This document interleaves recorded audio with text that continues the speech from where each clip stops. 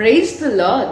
103 சங்கீதம் 11 பூமிக்கு வானம் எவ்வளவு உயரமா இருக்கிறதோ அவருக்கு பயப்படுகிறவர் மேல் அவருடைய கிருபையும் அவ்வளவு பெரியதா இருக்கிறது என்று சொல்லி வாசிக்கிறோம்.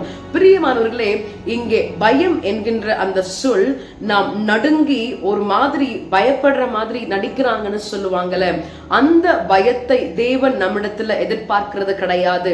இந்த இடத்துல தெய்வ பயம் என்பது வேத வசனத்தை வாசித்து தேவனுடைய வசனத்திற்கு தன்னை கீழ்ப்படுத்திக் கொண்டவர்களாக அவருடைய சத்தியத்தின்படி நாம் நடக்கும் பொழுது தெய்வ பயத்தை நாம் பெற்றுக்கொள்ளுகிறோம்.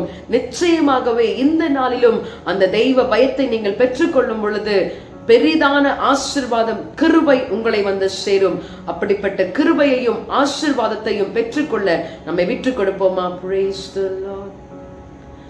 மேற்குக்கும் கிழக்குக்கும் எவ்வளவு தூரமோ அத்தனை தூரமென் பாவம் அகற்றினீ,